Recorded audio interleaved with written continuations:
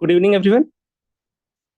आज हम लोग वेबिनार कर रहे हैं लंग कैंसर पे, which is also known as bronchogenic carcinoma. तो हम लोग एक मैलिग्नेंसी की बात कर रहे हैं, मैलिग्नेंट ट्यूमर की बात कर रहे हैं जो कि लंग की ट्यूमर है। ओके, तो बात कर रहे हैं लंग कैंसर की, bronchogenic carcinoma. Okay, bronchogenic carcinoma.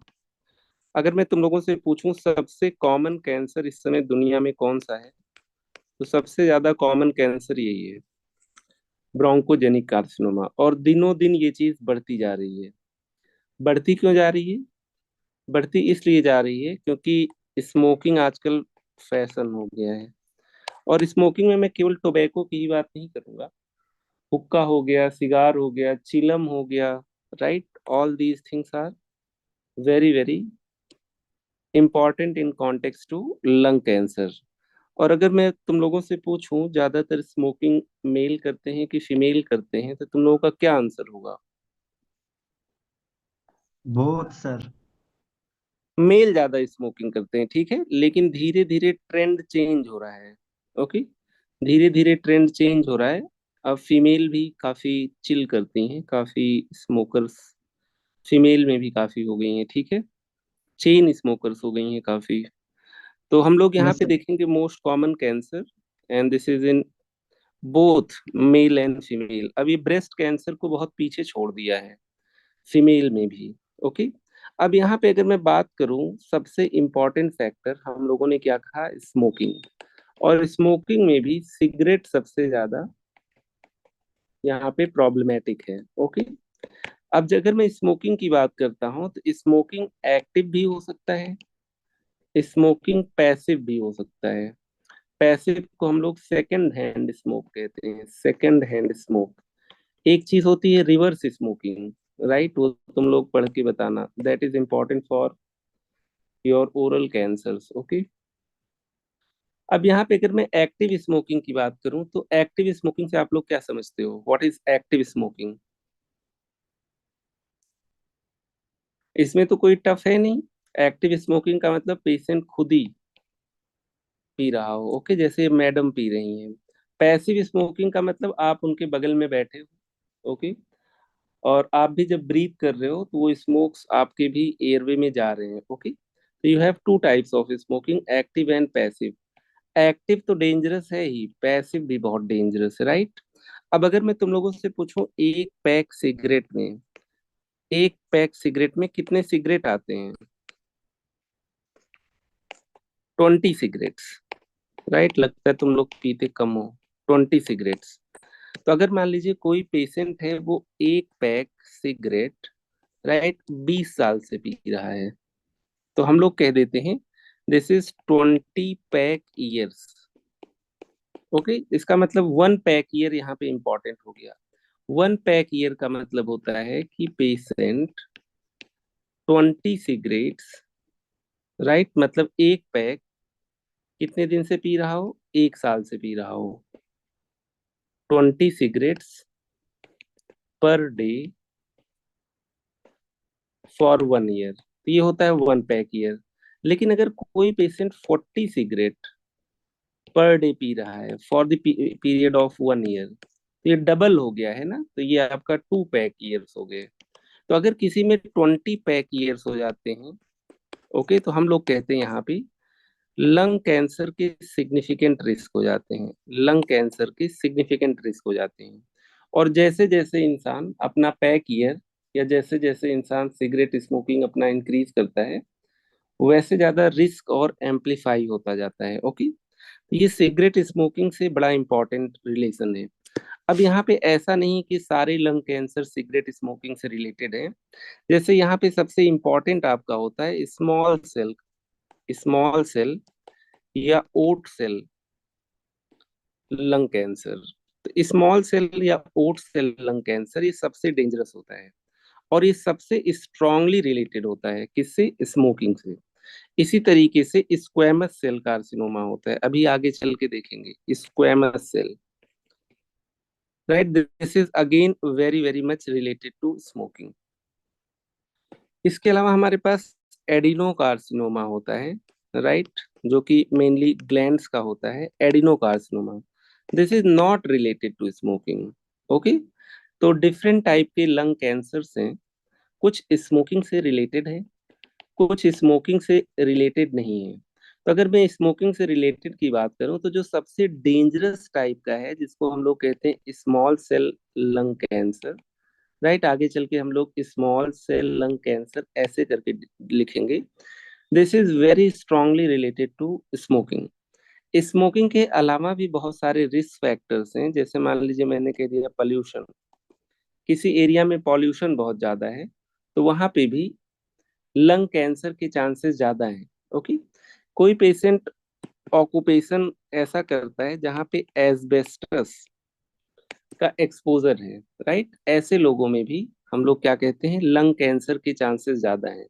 ऐसा नहीं कि जो स्मोक नहीं करता उसमें होगा ही नहीं, right, polluted area, asbestos industry, इसके अलावा रेडिएशन एक्सपोजर, जैसे मान लो किसी पेशेंट की पहले से रेडियोथेरेपी वगैरह हो रखी हो।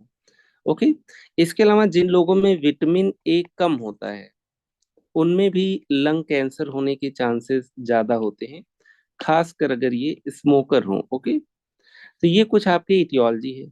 अब लेकिन स्मोकिंग के तुम लोग इतने अगेंस्ट भी ना रहो, स्मोकिंग के कुछ फायदे भी हो सकते हैं। क्या फायदे हो सकते हैं स्मोकिंग के? अल्सरेटिव कोलाइटिस एवं एंडोमेट्रियोसिस इन फीमेल। राइट, कुछ डिसीजेज हैं, जैसे आपने सही बताया, डिस्मेनोरिया फीमेल्स में, जैसे एंडोमेट्रियोसिस, वेरी नाइस, सुरभि ने भी बताया है। इसके अलावा अल्सरेटिव कोलाइटिस, जो कि आपका क्या है, इन्फ्लेमेटरी बॉवेल डिसीज है। इसके अलावा एल्जाइमर्स डिसीज, जिसमें पेशेंट को सीवियर डिमेंशिया होता है, राइट, और वो मेजर चीज अपने लाइफ की भूल जाता है, और अर्ली एज डिमेंशिया होता है। ओके, वो यहाँ तक भूल जाता है वाइफ का नाम, यहाँ तक भूल जाता है कि मैरिड है कि नहीं है। ओके, अच्छी बीमारी है अगर कहा जाए तो बात कर रहे हैं हम लोग यहाँ पे लंग कैंसर की, तो इसको मैंने मेनली रिलेट कर दिया है सिगरेट स्मोकिंग से। साथ में ये भी बेसिक में बताया हूँ कि ऐसा नहीं कि सिगरेट स्मोकिंग नहीं होगा तो लंग कैंसर नहीं होगा। डिफरेंट टाइप के लंग कैंसर्स होते हैं और डिफरेंट रिस्क फैक्टर्स होते हैं। एक रिस्क फैक्टर फैमिलियल भी है, राइट, जीन म्यूटेशंस भी हैं। ओके, तो लंग कैंसर हो गया। अब अगर मैं आप लोगों से पूछूं यहाँ पे अगर किसी पेशेंट को लंग कैंसर हुआ तो सिम्टम्स में क्या क्या आएंगे? बताइए, सिम्टम्स में क्या क्या आएंगे? सबसे इंपॉर्टेंट सिम्टम यहाँ पे क्रॉनिक कॉफ होता है, क्रॉनिक कॉफ, राइट, खासकर अगर वो ट्यूमर ब्रोंकियल कैविटी में, ब्रोंकस के अंदर, राइट, ग्रो कर रहा है, इरिटेट करेगा वहां पे, राइट, म्यूकस वगैरह इकट्ठा होगा, पेशेंट कॉफ करेगा। इसके अलावा अगर मैं कहूँ एक सबसे इम्पॉर्टेंट है, दैट इज हिमोप्टिसिस। तो आप लोग बताइए हिमोप्टिसिस से क्या समझते हैं? What do you mean by haemoptysis? किसी पेशेंट में हिमोप्टिसिस हो रही है, इसका क्या मतलब है?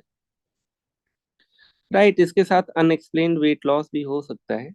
हिमोप्टिसिस का मतलब ब्लड इन स्प्यूटम, राइट, अगर बलगम में खून दिख रहा है, राइट, खासकर फ्रैंक ब्लड दिख रहा है, तो this is very likely, highly to be lung cancer. Okay, अब ऐसा नहीं कि बलगम में खून आ गया तो हमेशा लंग कैंसर है, राइट, ये लंग टीबी भी हो सकता है, ब्रोंकिएक्टेसिस भी हो सकता है, ट्रॉमेटिक भी हो सकता है, राइट, लेकिन अगर ब्लड इन स्प्यूटम आ गया तो इसका मतलब क्या है कि अब आपने लंग कैंसर को स्क्रीन कराना चाहिए यहाँ पे। ओके, बाकी वेट लॉस वगैरह होगा, ब्रेथलेसनेस वगैरह होगा, पेशेंट में चेस्ट पेन वगैरह होगा, और बहुत सारे और कॉम्प्लिकेशंस होंगे, जैसे ट्यूमर मास इंक्रीज करेगा, राइट, कुछ आपके नर्व्स पैरालाइज हो जाएंगी, जैसे अल्नर नर्व है, रिकरेंट लेरिंजियल नर्व पैरालाइज हो सकती है, खासकर लेफ्ट साइड वाली, जिसकी वजह से आवाज भी पेशेंट की जा सकती है, या हॉर्सनेस ऑफ वॉइस हो सकता है। ओके, तो हम लोग इस टॉपिक को डिस्कस करेंगे। इन सिम्टम्स के अलावा कुछ और सिम्टम्स होते हैं जिनको हम लोग पैरानियोप्लास्टिक सिंड्रोम्स कहते हैं। ओके, तो सब कुछ आज के लेक्चर में हम लोग डिस्कस कर लेते हैं। Let's talk about lung cancer, we will also talk about smoking, We will talk also talk about benefits and risks of smoking. Okay, तो चलिए आज के लेक्चर को देखते हैं। ध्यान में रखना है, स्मोकिंग से स्मॉल सेल कैंसर होता है, थोड़ा बहुत स्क्वेमस के भी चांसेस होते हैं, and this small cell cancer is particularly very very problematic. Okay, तो आइए देखते हैं। अब अगर मैं आप लोगों से पूछूं कि एक चीज होती है जिसको हम लोग कहते हैं क्लबिंग, तो कौन मुझे बताएगा व्हाट इज क्लबिंग? बताइए। क्लब जाने को भी क्लबिंग कहते हैं, लेकिन यहाँ पे कोई और क्लबिंग की बात हो रही है। नेल स्पून लाइक हो जाते हैं। राइट, नेल बेड चेंजेस होते हैं। Very good. तो this is again very very important clinical feature, right, which can be suggestive of lung cancer, खासकर हाई ग्रेड वाले। ओके, हाई ग्रेड का मतलब ग्रेड 4 क्लबिंग, जिसमें ज्वाइंट इन्वॉल्वमेंट भी आपको मिल सकता है। तो मेरे ख्याल से मैंने बेसिक में काफी कुछ डिस्कस कर लिया है। अब टाइम आ गया है कि हम लोग अपनी स्लाइड पे चलते हैं।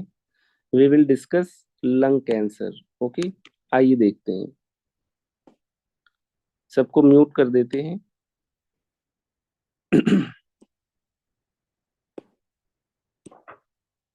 एक इम्पॉर्टेंट टॉपिक है लंग कैंसर। मेनली ये सर्जिकल टॉपिक है, सर्जरी से रिलेटेड है।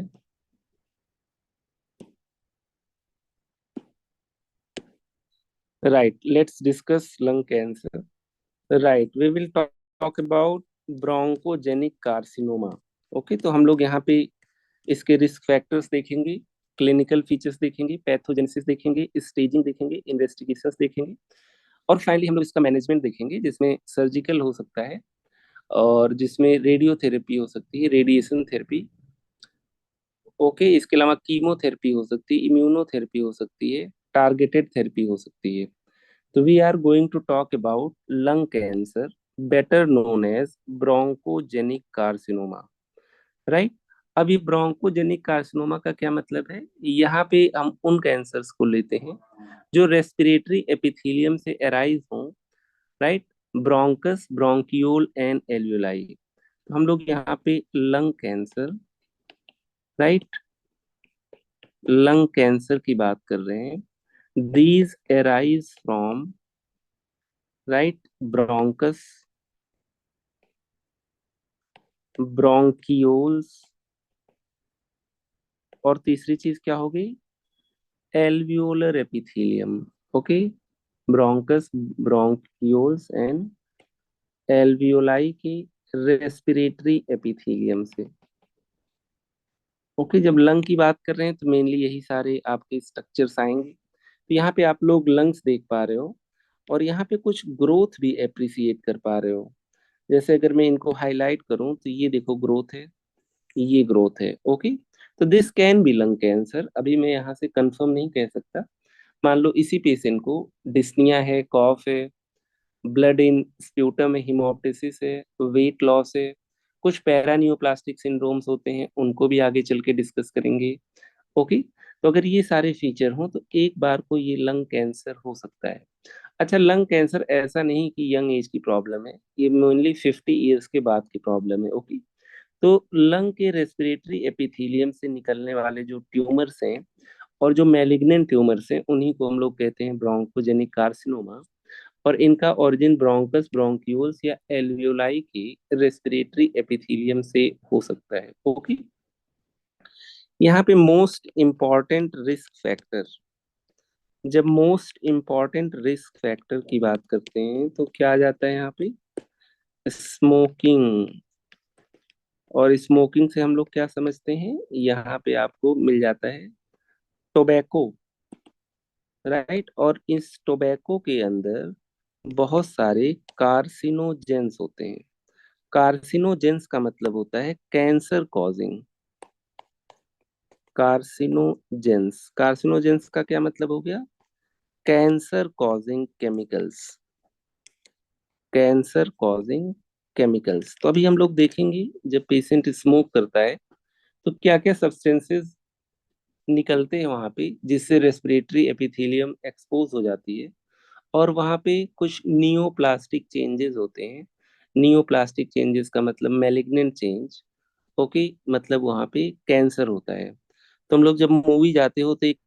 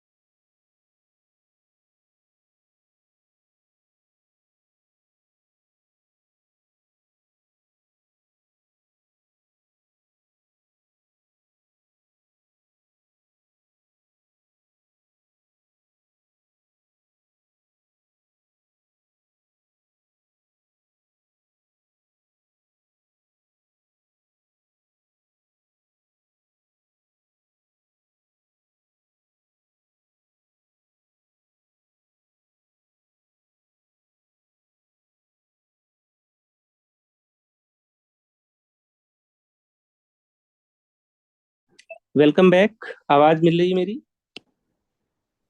Yes sir. चलो ठीक है, फिर से स्टार्ट करते हैं। कुछ नेटवर्क इशू हो गया था।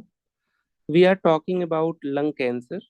और जो सबसे इम्पोर्टेंट यहाँ पे फीचर है रिस्क फैक्टर के पर्सपेक्टिव से, that is your smoking. Okay, not every type of lung cancer is smoking, but the most dangerous one, that is small cell cancer of lung, is definitely related to smoking. इसका मतलब इस smoke में कुछ ना कुछ harmful substances होंगे, right, जो आगे चल के लंग में एपिथेलियल चेंजेस कराते होंगे। पहले मेटाप्लेजिया, फिर डिस्प्लेजिया, और फिर नियोप्लेजिया। ओके, स्मोकिंग में भी ऐसा नहीं कि तुमने किसी पार्टी में एक दिन स्मोकिंग कर लिया, क्रॉनिक स्मोकिंग, और उसमें भी हद से ज्यादा। अगर मान लो कोई इंसान एक एक पैकेट या उससे ज्यादा क्या कर रहा है, उससे भी ज्यादा पेशेंट स्मोक कर रहा है पर डे। ओके, और for period of at least 20 year, something like that, right. तो लॉन्ग टर्म जो स्मोकर्स होते हैं उनमें, तो जब पेशेंट स्मोक करता है तो यहाँ पे स्मोक स्मोकिंग में टोबैको की वजह से कुछ आपके कार्सिनोजेंस रिलीज होते हैं। कार्सिनोजेंस, ओके, अभी आगे भी देखेंगे, बता दे रहे हैं यहाँ पे, राइट। कार्सिनोजेंस में mainly polycyclic aromatic hydrocarbons, polycyclic aromatic hydrocarbons. तो अगर एक सब्सटेंस आपसे पूछा जाए कि स्मोकिंग से कौन सा सब्सटेंस ऐसा है जिसकी वजह से आगे चल के लंग कैंसर डेवलप करने के चांसेस होते हैं, तो मैं कहूंगा पॉलीसाइक्लिक एरोमेटिक हाइड्रोकार्बन्स। ओके, अब यहाँ पे एक इम्पॉर्टेंट चीज ये भी है कि बेनिफिट्स ऑफ स्मोकिंग जान लो, राइट। चैट सेक्शन में मैंने डिस्कस किया था। अब मैं यहाँ पे बेनिफिट पढ़ाने तो आया नहीं हूँ स्मोकिंग, या स्मोकिंग प्रमोट करने भी नहीं आया हूँ। तो पहले एक वार्निंग बता देता हूँ। Almost all cancers, almost all cancers, right, of body can be related to smoking directly or indirectly. Almost all cancers, right, किसी भी पार्ट का, मैं कह दूं स्टमक कैंसर है वो भी स्मोकिंग से रिलेटेड हो सकता है। Almost all cancers of body are directly और इनडायरेक्टली रिलेटेड टू स्मोकिंग। तो इसका मतलब स्मोकिंग के बेनिफिट ना के बराबर ही होंगे, लेकिन अगर कुछ हैं तो जान लो, राइट। क्योंकि तुम लोग, कुछ लोग ऐसे होंगे जो स्मोक जरूर करोगे कितनी भी वार्निंग दे दी जाए। यहाँ पे हम लोग एंडोमेट्रियोसिस की बात करते हैं। एंडोमेट्रियोसिस जो कि फीमेल्स में डिस्मेनोरिया कराता है, एक्टोपिक एंडोमेट्रियल टिश्यू होता है, हर पीरियड के साथ बहुत सीवियर पेन होते हैं। इसके अलावा ulcerative colitis inflammatory bowel disease है। ओके, तो यहाँ पे जो लोग स्मोक करते हैं उनमें म्यूकस ज्यादा प्रोड्यूस होता है और अल्सर बनने के चांसेस कम हो जाते हैं, तो अल्सरेटिव कोलाइटिस। तीसरी चीज यहाँ पे जिसमें अर्ली डिमेंशिया होता है, राइट, पेशेंट भूलने लगता है, इंपॉर्टेंट चीजें भूल जाता है, प्लस इसमें कुछ पर्सनालिटी चेंजेस होते हैं, you call it Alzheimer's disease. Okay, तो बेनिफिट्स ऑफ स्मोकिंग बस इतना ही। कभी ये नहीं कि किसी को एंडोमेट्रियोसिस है, किसी को अल्सरेटिव कोलाइटिस है, तो आप लोग उसको बोल दो कि स्मोकिंग शुरू कर दो, राइट, एडवाइस नहीं कर सकते। ये देखा गया है कि जो लोग स्मोकर होते हैं उनमें endometriosis, ulcerative colitis, Alzheimer disease का इंसिडेंस कम होता है। वापस आते हैं अपने टॉपिक पे।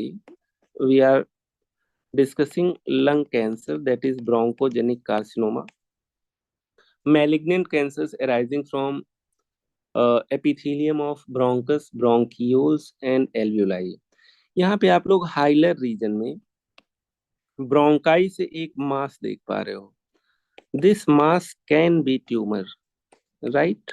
और अगर कोई मास इस तरीके से बीच में होता है तो उसके स्क्वेमस सेल या small cell type of lung cancer के होने के चांसेस ज्यादा रहते हैं। जाहिर सी बात, अगर कोई कैंसर इस ब्रोंकस के अंदर ग्रो कर जा रहा है तो पेशेंट में ब्रीदिंग डिफिकल्टी होगी, राइट, यहाँ पे सिक्रीशंस वगैरह इकट्ठे होंगे। ओके, पेशेंट में क्रॉनिक कॉफ वगैरह होगा। कैंसर है, मैलिग्नेंसी है, तो पेशेंट में सीवियर वेट लॉस होगा, पेशेंट कैकेक्सिक हो सकता है, राइट। इसके अलावा यहाँ पे अगर अल्सरेशन होगा तो पेशेंट में स्प्यूटम में ब्लड आ सकता है, that is known as haemoptysis. Okay, plus यहाँ पे आपके कुछ और सिम्टम्स आ सकते हैं जो पेशेंट के, जो ट्यूमर के ग्रो करने की वजह से हो सकते हैं। यहाँ पे जो स्ट्रक्चर्स हैं वो डैमेज हो सकते हैं। ओके, कुछ यहाँ पे न्यूरोलॉजिकल स्ट्रक्चर्स भी होते हैं, जैसे रिकरेंट लैरिंजियल नर्व जो लैरिंग्स को सप्लाई करती है, अगर वो डैमेज हो जाती है तो हॉर्सनेस ऑफ वॉइस वगैरह हो सकता है। ओके, इसी तरीके से अगर एपेक्स का ट्यूमर है जिसको हम लोग पेनकोस ट्यूमर भी कहते हैं, तो ये आपके सर्वाइकल प्लेक्सिस को डैमेज कर देता है, और पर्टिकुलरली वहाँ पे सिंपैथेटिक चेन और अल्नर नर्व के रूट्स होते हैं, तो उनसे रिलेटेड भी क्लिनिकल फीचर्स आते हैं। उन सबको हम लोग डिस्कस करेंगे। अभी तक हम लोग स्मोकिंग से ही ऑब्सेस्ड हैं, अभी तक हम लोगों ने केवल स्मोकिंग की बात की है। तो यहाँ पे अगर मैं रिस्क फैक्टर्स की बात करूं, राइट, रिस्क फैक्टर, तो सबसे इम्पॉर्टेंट स्मोकिंग तो है ही, right. Smoking and other risk factors, इस तरीके से लिखना ठीक होगा। स्मोकिंग तो है ही, इसका मतलब टोबैको यूज से सबसे ज्यादा स्मोकिंग रिलेटेड है। Almost 80% of lung cancers, right, are link to tobacco smoke, particularly due to smoking.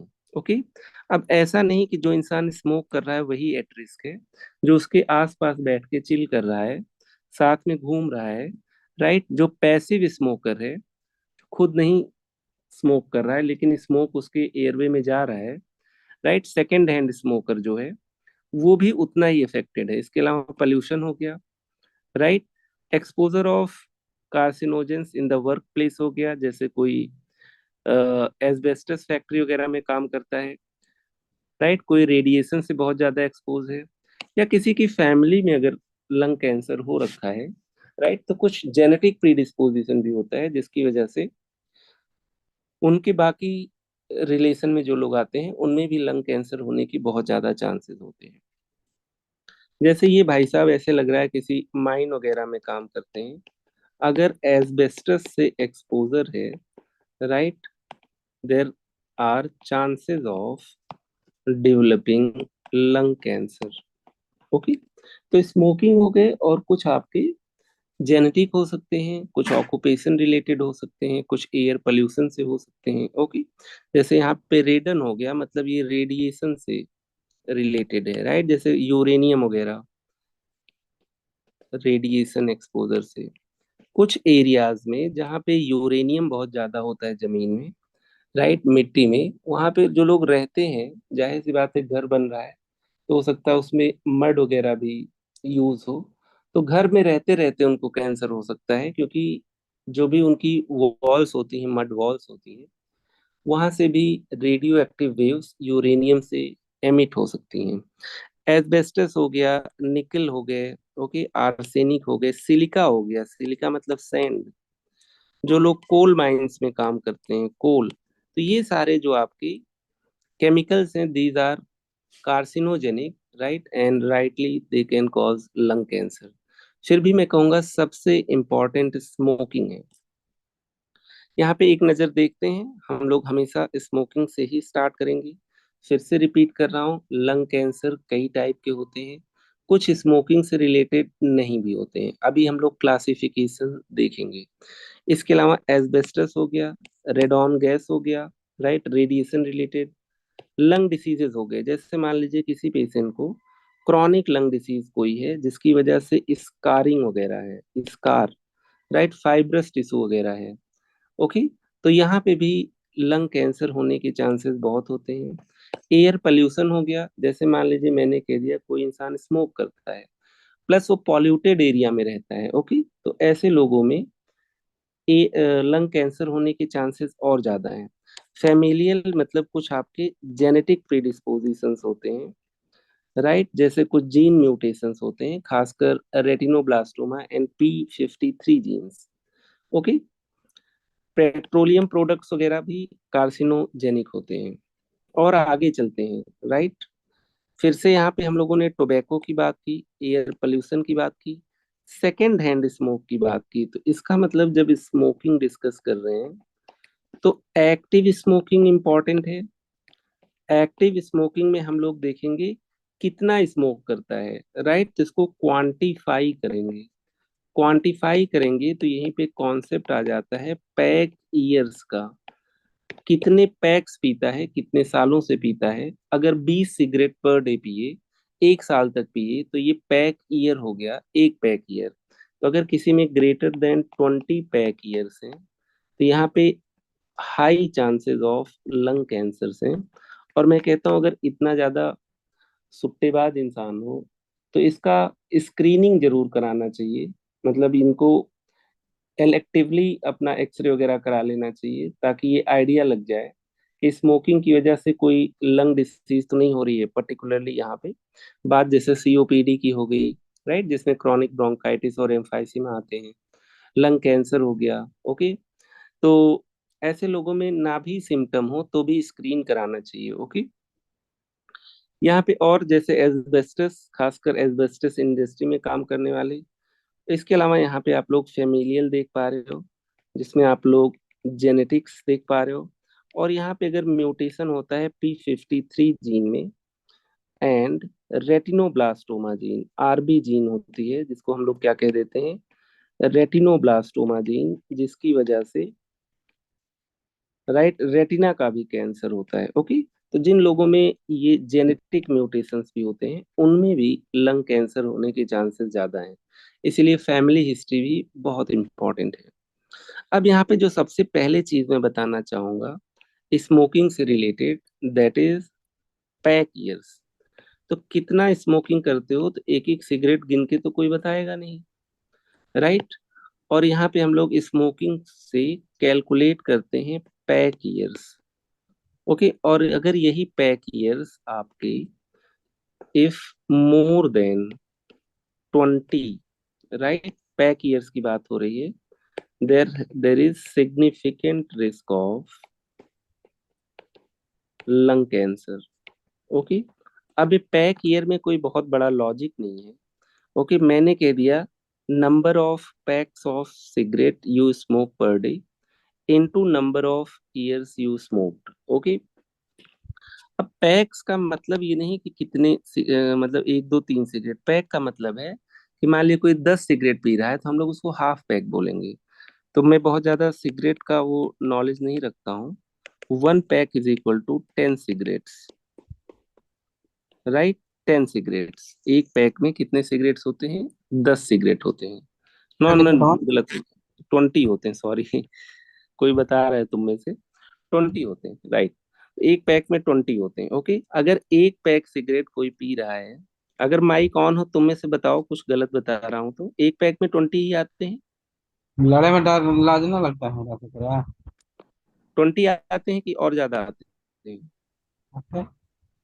20 ही आते हैं, ठीक है। दुनिया में सिगरेट में काफी यूनिफॉर्मिटी है, ओके। तो यहाँ पे अगर मान लीजिए मैं कहूँ आपको, मैंने बंद कर दिया माइक तुम लोगों का, तुम लोग शोर कर रहे थे, तो 1 पैक में 20 सिगरेट्स आते हैं, ओके। अगर कोई पेशेंट कितने दिन तक पी रहा है? 1 ईयर तक। ड्यूरेशन ऑफ स्मोकिंग क्या हो गया? 1 ईयर। तो हम लोग इसी को कह देते हैं 20 × 1, राइट। 20 × 1 नहीं, 1 पैक × 1, ओके। तो ये 1 पैक ईयर हो गया, राइट। तो ये क्या हो गया? 1 पैक लेता है, 1 साल तक लेता है, दिस इज 1 पैक ईयर।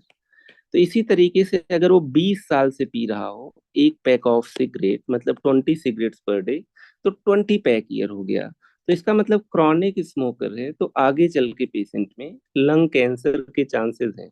जैसे मान लीजिए यहाँ पे इन्होंने क्लियर कर दिया है, 1 pack throughout world it is equal to 20 cigarettes. तो अगर 1 पैक रोज पीता है 20 ईयर्स तक, ओके, तो जाहिर सी बात ये क्या हो गया? 20 पैक ईयर्स हो गए। लेकिन अगर सिगरेट उसने डबल कर दिया, राइट, मान लीजिए मैंने कह दिया इस पेशेंट ने कितना पी लिया? 40 cigarettes, 40 cigarettes per day, right, for 20 year. तो क्या हो जाएगा? It is equal to 40 pack years. तो जैसे जैसे पैक ईयर्स बढ़ेंगे, जैसे जैसे पेशेंट नंबर ऑफ सिगरेट्स बढ़ाता जाएगा, वैसे वैसे रिस्क बढ़ता जाएगा। तो जो सबसे कॉमन है कि आदमी जो चेन स्मोकर होता है वो 20 सिगरेट पी लेता है। अगर वो 20 सिगरेट मतलब 1 पैक 20 साल तक पी रहा है, मतलब 20 पैक ईयर हो गया। अगर यही 2 पैक रोज पी रहा होता 20 साल तक, तो 40 पैक ईयर हो जाता। अगर यही केवल 10 सिगरेट पी रहा होता 20 साल तक, तो केवल 10 पैक ईयर्स होता। तो हम लोग यहाँ पे मानते हैं कि 20 पैक ईयर सिग्निफिकेंट लैंडमार्क है। अगर 20 पैक ईयर या इससे ज्यादा है तो कैंसर का सिग्निफिकेंट रिस्क है। यहाँ पे अगर मैंने कह दिया 3 पैक्स पर डे पी रहा है, मतलब 60 सिगरेट्स पर पैक पी रहा है, 60 सिगरेट्स पर डे पी रहा है फॉर 20 ईयर्स, राइट, तो बहुत ज्यादा रिस्क हो जाएगा। तो मैं कह रहा हूँ यहाँ पे अगर 3 पैक पी रहा है और केवल 7 साल तक, तो भी ये 20 पैक ईयर्स हो गए। तो जैसे जैसे नंबर ऑफ सिगरेट्स बढ़ाते जाओगे, वैसे वैसे जो कैंसर के चांसेस हैं वो ज्यादा होंगे, और जल्दी होंगे, ओके। जैसे ही ये 40 पैक ईयर्स हो जाएंगे, राइट, वैसे सिग्निफिकेंट रिस्क हो जाएगा, राइट। 20 से स्क्रीन कराना स्टार्ट कर दोगे, राइट। तो हम लोग बात कर रहे हैं यहाँ पे पैक ईयर्स की, ओके। तो पैक ईयर्स का लास्ट डिस्कशन यही होगा। कोई पेशेंट है, वो 20 सिगरेट्स पर डे स्मोक कर रहा है, okay, 20 cigarettes per day, okay, for 1 year. ये क्या हो गया? 1 पैक ईयर। तो हम लोग कब कहते हैं पैक ईयर सिग्निफिकेंट है? Significant pack year is equal to 20 और मोर देन 20। तो कितना दिन पीना पड़ेगा पेशेंट को यहाँ पे? Right, therefore 20 cigarettes per day for 20 years, okay. ये कितना हो गया? 1 पैक। इसको मल्टीप्लाई कर दोगे तो ये हो जाएगा 20 पैक ईयर्स, ओके। तो 20 पैक ईयर्स और more, right, can lead to lung cancer. अब यहाँ पे मैं ये भी बताना चाहूंगा, लेक्चर जैसे जैसे आगे जा रहा है, यहाँ पे 2 टाइप्स ऑफ लंग कैंसर ज्यादा कॉमन है। 2 टाइप्स ऑफ लंग कैंसर, जो लोग सिगरेट पीते हैं उनकी बात है, राइट। एक यहाँ पे होता है small cell lung cancer, small cell lung cancer, और दूसरा यहाँ पे होता है स्क्वैमस सेल, राइट। दोनों लंग के सेंटर में होते हैं ज्यादातर, राइट, और दोनों स्मोकिंग से रिलेटेड है, ओके। तो अब यहाँ पे अगर हम लोग देखें 80% कैंसर से स्मोकिंग से रिलेटेड है, ओके। और इनमें अगर एक एक्टिव स्मोकर है तो उसमें 13 टाइम्स ज्यादा रिस्क होता है as compare to normal population. और जो पैसिव स्मोकर है, जो उसके बगल में बैठा हुआ है, जो एक्टिवली नहीं पी रहा है, बस उसके रेस्पिरेटरी सिस्टम में स्मोक जा रहा है, वो भी करीब नॉर्मल पॉपुलेशन से 1.5 टाइम्स ज्यादा रिस्क पे है development of what, lung cancer. Risk of smokers of more than 2 PACS per day for 20 years, right, इनमें क्या होगा, करीब 50 to 100 टाइम्स ज्यादा होगा। मतलब जिनमें करीब कितना हो जाएगा, 40 पैक ईयर हो जाएगा, उनमें जो चांसेस होंगे करीब 60 to 70 टाइम्स नॉर्मल पॉपुलेशन से ज्यादा होंगे। अगर मान लो एक पेशेंट है जो 20 साल से सिगरेट पी रहा है और उसने स्क्रीनिंग कराया, कोई लंग कैंसर नहीं है, और फिर उसने स्मोकिंग छोड़ दिया, राइट, किसी ने उसको सही सलाह दे दी, गाइड कर दिया, तो फिर इसका मतलब है कि अगर स्मोकिंग छोड़ दिया तो लंग कैंसर के चांसेस भी कम हो जाएंगे। ओके, तो अगर छोड़ दो किसी भी लेवल पे तो इट इज गुड, राइट, भले ही लेट हो जाए। बट कभी ये मत सोचो कि वो नॉन स्मोकर जैसा हो जाएगा, उसमें तब भी रिस्क ऑफ कैंसर रहेगा ज्यादा as compare to non smoker, but smoker से कम हो जाएगा। ओके, यहाँ पे अगर हम लोग बात करें, कोई पेशेंट है जो स्मोक कर रहा है, तो यहाँ पे हो क्या रहा है, यहाँ पे कार्सिनोजेंस रिलीज, ओके, जिसमें सबसे इंपॉर्टेंट है polycyclic aromatic, right, example polycyclic aromatic hydrocarbon, right. अगर यहाँ पे मैं और इंक्रीज कर दूं और भी कार्सिनोजेंस, तो इसी में आपके क्या आ जाते हैं, नाइट्रोसामीन्स, नाइट्रोसामीन्स, राइट। ये कुछ चेंजेस करेंगे, ओके, ये क्या करेंगे, कुछ चेंजेस करेंगे, चेंजेस इन लंग एपिथेलियम। और जब भी हम लोग कैंसर की बात करते हैं, तो हम लोग कहते हैं जो सेल डिविजन्स नॉर्मल होते थे, अब वो अनकंट्रोल्ड हो जाएंगे। ओके, तो वहां पे एक मास बन जाता है जब भी किसी को कैंसर होता है।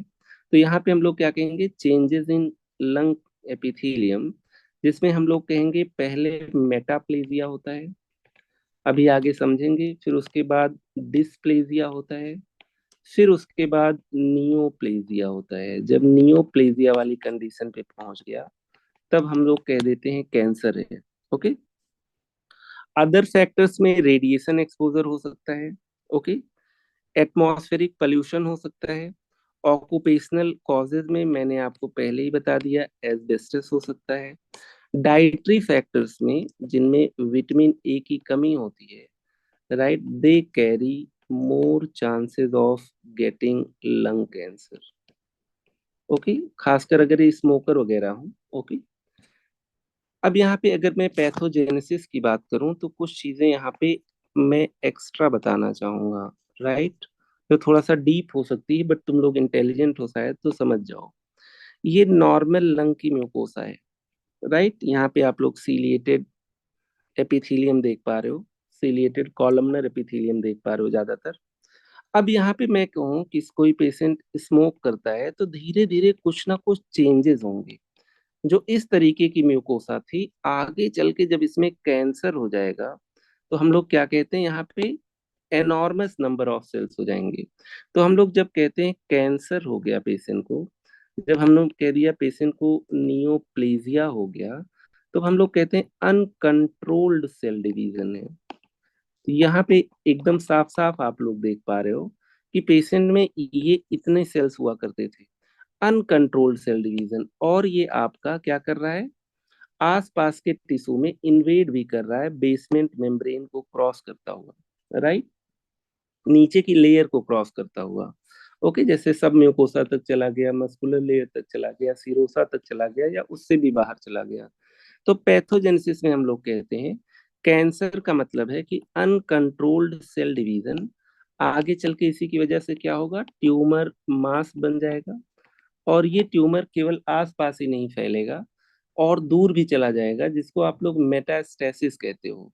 तो लोकल स्प्रेड हो सकता है, मेटास्टैटिक स्प्रेड हो सकता है, राइट, जिसमें बॉडी के और सारे ऑर्गन्स हो सकते हैं, प्लस लिम्फ नोड्स हो सकते हैं। ओके, अब यहाँ पे अगर मान लीजिए मैं बात करूं, किस चीज की बात करूं, कुछ इस तरीके से ये नॉर्मल म्यूकोसा है। नॉर्मल म्यूकोसा के बाद हम लोग क्या कह रहे हैं, यहाँ पे कुछ हाइपरप्लेजिया हुआ। हाइपरप्लेजिया का मतलब सेल डिवीजन इंक्रीज हुआ, बट अभी कंट्रोल्ड है, राइट। अभी चीजें रिवर्सिबल हैं। जैसे मान लो कोई भी पेशेंट में कार्सिनोजन रहा हो, जिसकी वजह से आगे चल के हाइपरप्लेजिया इंड्यूस हो गया हो, तो इसका मतलब सेल डिवीजन आपका बढ़ गया है, लेकिन अभी कंट्रोल्ड है, अभी नियोप्लेजिया नहीं हुआ है। आगे चल के ये जो म्यूकोसा है, जो ये एपिथीलियम है, ये चेंज हो जाती है किसमें, अदर टाइप के एपिथीलियम में, जो कॉलमनर एपिथीलियम हुआ करती थी, जहां पे कॉलम लाइक सेल्स थे। Columnar epithelium, column like cells, देखो ये इस तरीके की सेल्स हैं, ओके, ज्यादातर। और उसके बाद सीलिया है, वो कैसी हो जा रही हैं, स्क्वेमस हो जा रहे हैं, स्क्वेमस सेल, राइट, चपटी चपटी सेल्स। तो मैंने क्या कह दिया, एक सेल टाइप दूसरे सेल टाइप में चेंज हो गई, और वो भी स्क्वेमस सेल में चेंज हुई, तो जैसी स्क्वेमस सेल्स होती थी एग्जैक्टली वैसी नहीं हुई, उसमें भी ये डिफरेंट टाइप की हुई, तो हम लोगों ने कह दिया डिस्प्लेजिया हो गया। आगे चल के जब मैंने कह दिया कि यहाँ पे अनकंट्रोल्ड सेल डिवीजन हो गया, अनकंट्रोल्ड सेल डिवीजन, राइट, तो ये क्या हो गया, नियोप्लेजिया हो गया, and this is carcinoma. Okay, तो मोर और लेस कुछ इस तरीके से पैथोजेनेसिस है।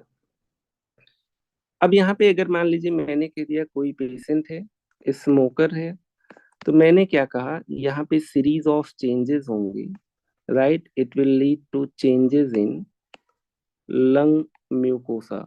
एक एग्जांपल लेके चल रहे हैं, राइट, लंग म्यूकोसा। ओके, तो यहाँ पे अगर मान लीजिए मैं कहूँ चेंजेस इन लंग म्यूकोसा है, तो यहाँ पे सबसे पहले मैं कहूँगा नॉर्मल एपिथीलियम। मैंने कह दिया normal epithelium is ciliated, columnar epithelium, column like लंबे लंबे सेल्स हैं, सीलिएटेड कॉलमनर एपिथीलियम।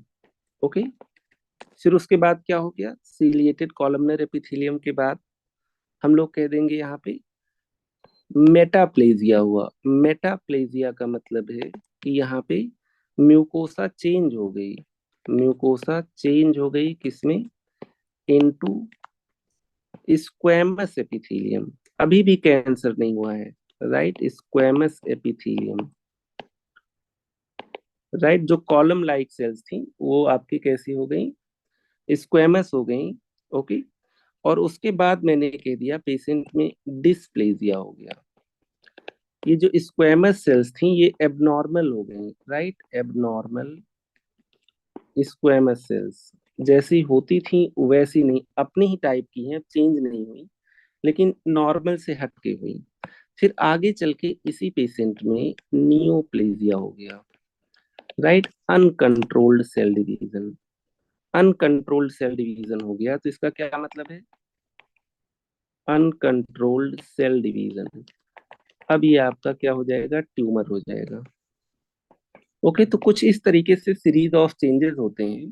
जैसे अगर मैं यूट्राइन कैंसर की बात करूं, या सर्वाइकल कैंसर, सीए सर्विक्स की बात करूं, तो भी यही चीजें होती है। ओके, वहां पे आपका इंपॉर्टेंट होता है ह्यूमन पेपिलोमा वायरस। ओके, तो यहाँ पे हम लोग सर्वाइकल कैंसर नहीं डिस्कस कर रहे हैं, लेकिन पैथोजेनेसिस वहां पे भी ऐसे ही होती है। इनफैक्ट मेजॉरिटी ऑफ कैंसर्स में ऐसे ही होती है। ओके, तो यहाँ पे अगर मैं कहूँ कितने हिस्टोलॉजिकल टाइप के कैंसर्स हो सकते हैं लंग के, तो यहाँ पे स्क्वेमस सेल हो सकता है, स्मॉल सेल हो सकता है, एडिनोकार्सिनोमा हो सकता है, लार्ज सेल हो सकता है, कंबाइंड।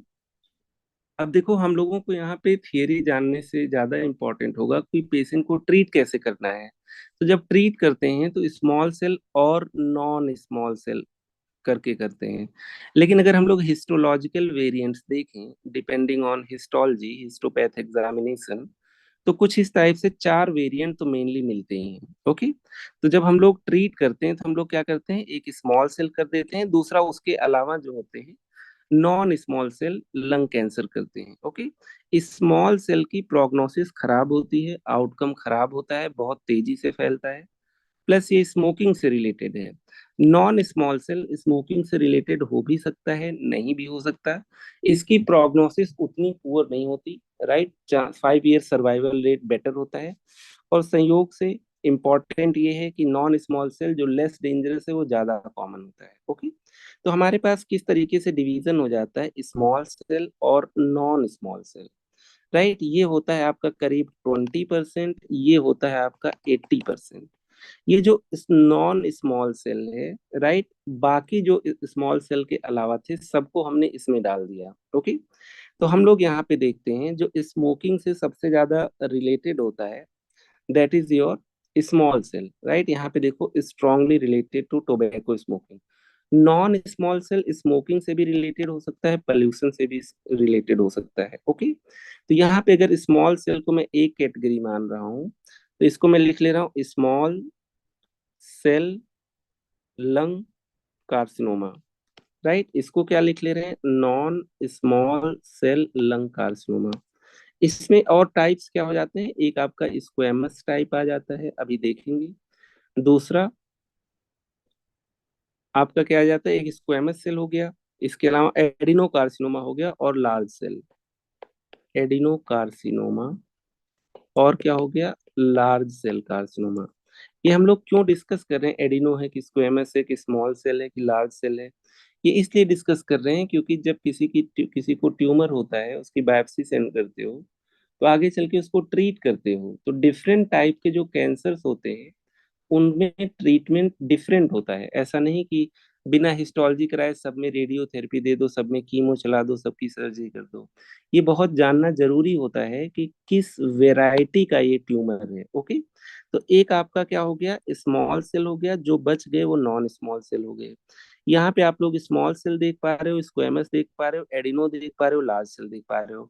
तो जब इसको क्लासिफाई करोगे स्मॉल सेल और नॉन स्मॉल सेल में, तो स्क्वेमस एडिनो और लार्ज सेल एक में आ जाएगा। ओके, तो हम लोग यहाँ पे क्या कह रहे हैं, अगर लंग कैंसर की बात करें on the basis of histology, ये दो ही टाइप का होगा, एक स्मॉल सेल लंग कैंसर होगा, स्मॉल सेल लंग कैंसर, जिसको हम लोग क्या कह देते हैं, small cell lung cancer.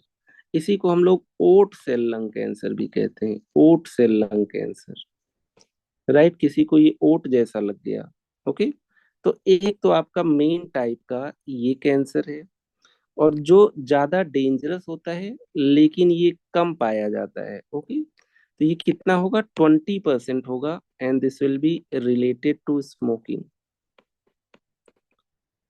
Right. अगर मैं कहूँ स्मोकिंग सबसे स्ट्रांगली किस कैंसर से रिलेटेड है, that has to be your small cell. इसके अलावा दूसरा आपका क्या हो जाता है, दूसरा हो जाता है non small cell lung cancer, non small cell lung cancer, right, non small cell lung cancer. इसको हम लोग कैसे रिप्रेजेंट कर देते हैं, non small cell lung cancer. Okay, something like that. तो स्मॉल सेल के अलावा जितने बच गए आपके पास सब इसमें आ गए। जैसे मैंने कह दिया स्क्वेमस सेल कार्सिनोमा, जैसे मैंने कह दिया एडिनो कार्सिनोमा, राइट, जैसे मैंने कह दिया तीसरी चीज यहाँ पे large cell carcinoma. Okay, large cell carcinoma. इनमें से स्मॉल सेल कार्सिनोमा और स्क्वेमस सेल कार्सिनोमा स्मोकिंग से रिलेटेड है, एडिनो कार्सिनोमा स्मोकिंग से रिलेटेड नहीं है। ओके, तो स्मॉल सेल और स्क्वेमस सेल कार्सिनोमा ज्यादातर मेल में मिलते हैं। ओके, और स्मॉल सेल और स्क्वेमस सेल एडिनो कार्सिनोमा ज्यादातर फीमेल में मिलती हैं। ये माना जाता है फीमेल कम स्मोक करती हैं, लेकिन ऐसा आजकल शायद नहीं है। ठीक है, अब यहाँ पे देखो, जब मैं वेरिएंट्स की बात करता हूँ तो मैं कुछ इस तरीके से करता हूँ। यहाँ पे अगर मैं एक वेरिएंट की बात करूँ, मैंने किसी पेशेंट की बायोप्सी कराई, तो यहाँ पे मुझे क्या मिल गया, स्क्वेमस सेल कार्सिनोमा। तो अगर मैं हिस्टोलॉजी कराता हूँ, राइट, हिस्टोलॉजी, हिस्टोलॉजी का मतलब होता है स्टडी ऑफ टिश्यू, तो बायोप्सी करके मैं स्टडी ऑफ टिश्यू करूंगा, तो मुझे कुछ इस तरीके की पिक्चर मिलेगी। यहाँ पे जब मैं बात कर रहा हूँ इस पिक्चर की, तो यहाँ पे जो पिंक मटेरियल है दैट इज केराटिन, और जब केराटिन होता है this is highly suggestive of squamous cell carcinoma, squamous cell carcinoma. Okay. तो जब बायोप्सी के लिए भेजते हैं तब ये डायग्नोसिस बनती है। ओके। जैसे यहाँ पे अगर मैं बात करूँ, स्क्वेमस सेल हो गया। ये डायग्राम आपके ओट सेल कार्सिनोमा का है, जिसको हम लोग क्या कहते हैं, स्मॉल सेल या ओट सेल कार्सिनोमा। तो जब किसी का बायोप्सी के बाद सैंपल भेजते हैं तो कुछ इस तरीके का पिक्चर आता है। जो ट्यूमर सेल्स हैं ये शीट्स में अरेंज होती हैं, कॉर्ड्स में अरेंज होती हैं, जिसको हम लोग कह देते हैं सीडो रोजेट्स। राइट, जैसे आप लोग देखोगे तो ये आपका सेंटर है और कुछ इस तरीके से कॉर्ड्स में सेल्स अरेंज हैं जो कैंसर सेल्स हैं। These are known as pseudo rosettes. Small cell में हम लोग कहते हैं साइटोप्लाज्म काफी लेस होता है या स्मॉल होता है, इसीलिए इनका नाम है। और न्यूक्लियस इनका काफी ज्यादा होता है, न्यूक्लियस लार्ज होता है। और ये सेल्स कैसे अरेंज होती हैं, सेल्स अरेंज्ड होती हैं in cords, right, cords forming rosettes या pseudo rosettes. Okay, pseudo rosettes. Important ये है कि कुछ इस तरीके से अगर मान लीजिए मैं बताऊं, तो यहाँ पे जो सेल्स हैं विद स्कैंटी साइटोप्लाज्म और कुछ इस तरीके से कॉर्ड्स में अरेंज होती हैं। ओके। तो this is appearance of small cell lung cancer. Okay. अब यहाँ पे ये नोट करके लिख लेते हैं, note, smoking is related to, mainly किनसे, जिनके दो डायग्राम्स हम लोगों ने देख लिए हैं, related to small cell and squamous cell carcinoma या कैंसर। Okay, not adenocarcinoma. इसीलिए हम लोगों ने रिस्क फैक्टर्स में और भी रिस्क फैक्टर्स लिए थे। जैसे हम लोगों ने बात किया था पोल्यूशन की, जेनेटिक्स की बात किया था हम लोगों ने, है ना। इसके अलावा हम लोगों ने रेडिएशन एक्सपोजर की बात की थी, हम लोगों ने ऑक्यूपेशन की भी बात की थी, जिसमें एस्बेस्टस हो गया, निकल हो गए, राइट, पेट्रोलियम प्रोडक्ट्स हो गए। तो कुल मिला के और भी रिस्क फैक्टर्स होते हैं, राइट, स्मोकिंग के अलावा, जो और टाइप के लंग कैंसर्स कराते हैं। यहाँ पे एडिनोकार्सिनोमा आप लोग देख पा रहे हो। ओके। और यहाँ पे हम लोग ये देख पा रहे हैं, पेपिलरी पैटर्न देख पा रहे हैं। तो कुल मिला के मैं ये कहना चाहता हूँ, हिस्टोलॉजी में बहुत डिटेल में ना जाओ, तो हम लोग कह रहे हैं यहाँ पे lung cancer, this is adenocarcinoma. Adenocarcinoma is not related to smoking carcinoma, right, not related to smoking. और यही एक कैंसर है जो फीमेल में मेल से ज्यादा होता है, राइट, फीमेल में मेल से ज्यादा होता है। All other types are more in mails.